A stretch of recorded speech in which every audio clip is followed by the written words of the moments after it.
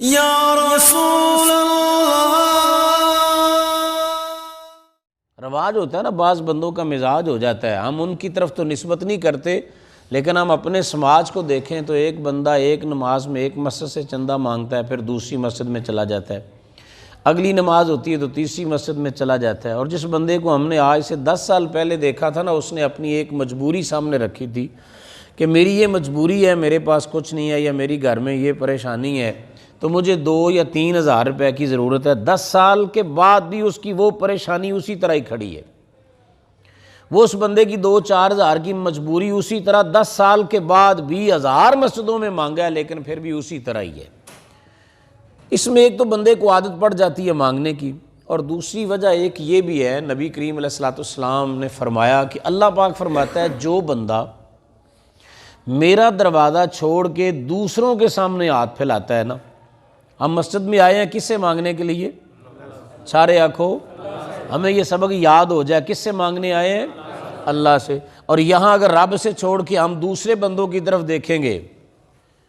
کہ میں یہاں جمعہ پڑھا رہا ہوں تو جمعے کے بعد کوئی بندہ تو میرے کے ساتھ السلام علیکم کرے گا نا، تو پھر ذرا میری مٹھی میں کچھ چیز دے دے گا، اگر میرے ذہن میں یہ چیز ہوگی تو پھر کیا ہے، وہ دماغ میں وہی رہے گی۔ کوئی بندہ جمعہ پڑھنے کے لیے اس لیے آئے کہ میں جمعہ پڑھوں گا تو پھر میں فلاں بندے کو کہوں گا، وہ ذرا مالدار ہے تو میں اس کے ساتھ السلام علیکم کروں گا،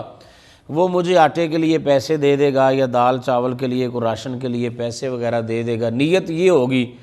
تو پھر مفہوم حدیث قدسی یہ ہے کہ اللہ تعالیٰ اس بندے کے لیے یہی دروازہ کھول دیتا ہے کہ تو نے مجھے چھوڑا ہے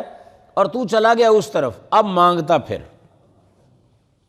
اللہ کو چھوڑ دیا ہے نا، اور دوسروں کے سامنے تو نے اپنی پریشانی کو رکھا ہے، اور جی میں بڑا پریشان ہوں، جی بڑا دکھی ہوں، جی بڑا بیمار ہوں۔ پھر رب کہتا ہے تو نے میرے سامنے رونا تھا، مجھے چھوڑ کے دوسروں کو سنا رہا ہے دکھ، دوسروں کو بتا رہا ہے کہ تو پریشان ہے، دوسروں کو بتائے گا کہ تیری طرف بیماری اور پریشانی رب نے بھیجی ہے، تو ٹھیک ہے، پھر ساری زندگی تو ایسے ہی کرتا، پھر وہ بندہ ساری زندگی بس مانگتے مانگتے ہی گزارتا ہے، اسے لت پڑ گئی، عادت بن گئی، اب وہ ساری زندگی پھر یہی ہوتا ہے بھی یہاں سے مانگ لو، فلاں سے مانگ لو، فلاں سے مانگ لو، فلاں دروازے پہ جاؤ، فلاں دروازے پہ جاؤ۔ اور یارو سوچو، نبی پاک علیہ الصلوۃ والسلام نے زندگی کے اندر پوری انسانیت کے لیے کسی بھی بات کی اندر کوئی تشنگی نہیں چھوڑی۔